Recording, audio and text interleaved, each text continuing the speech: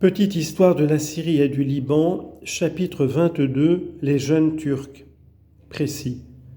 En juillet 1908, la révolution jeune turque arrache à Abdul Hamid le rétablissement de la Constitution.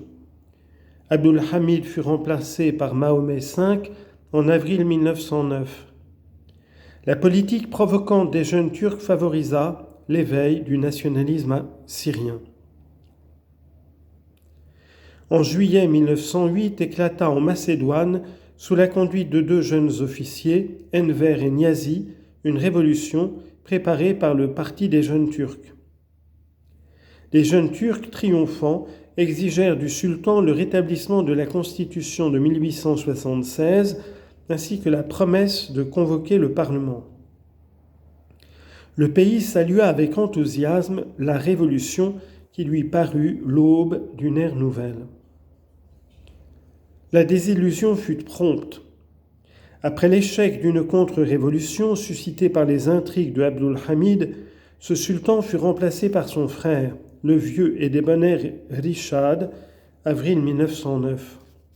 Il prit le nom de Mahomet V et dut abandonner la réalité du pouvoir aux jeunes Turcs.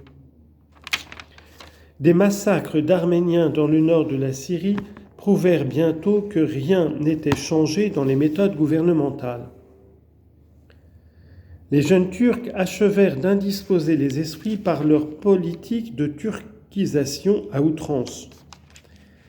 La Syrie en ressentit les principaux effets. Ils déclarèrent la guerre à tout ce qui était ou parlait arabe. Au Parlement, dans les administrations, ils imposèrent l'emploi exclusif du turc et écartèrent des grands emplois les Syriens et ceux qui étaient originaires des provinces de langue arabe. Cette politique maladroite rapprocha musulmans et chrétiens et éveilla chez les Syriens le désir de s'unir sur un programme commun et pour une action collective. Ils se bornèrent à réclamer des réformes administratives, une meilleure répartition des emplois et des impôts, ainsi qu'une certaine autonomie provinciale. L'obstination des jeunes Turcs à repousser ces demandes modérées achèvera de convaincre les Syriens qu'il ne leur restait plus qu'à compter sur eux-mêmes et sur les sympathies de l'Europe.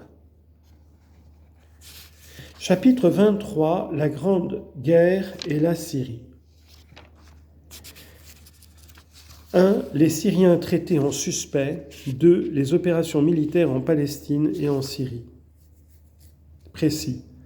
La Turquie s'engage dans la Grande Guerre le 29 octobre 1914. Les Syriens sont traités en suspect par Djemal Pacha. Ils sont décimés par la famine et les épidémies. Les attaques turques contre le canal de Suez en 1915 et 1916 sont repoussées.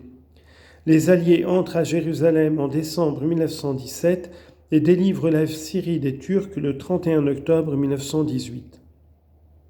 1. Les Syriens traités en suspect.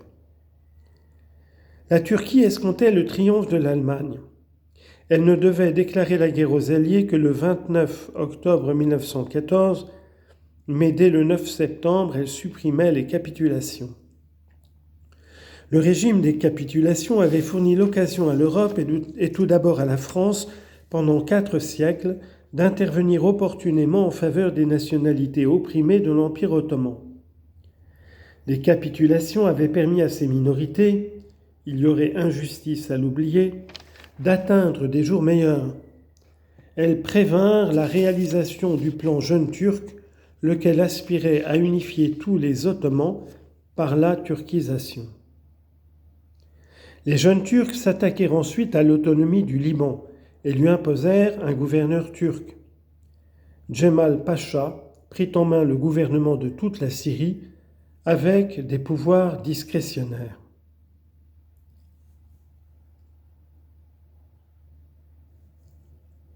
L'attachement traditionnel des Syriens à la France, leurs manifestations en faveur des Alliés, provoquèrent l'impitoyable répression des Turcs.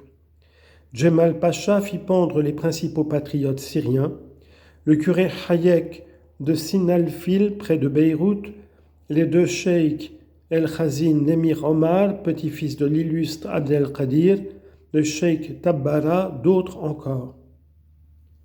Aux pendaisons succéda la déportation de milliers de Syriens.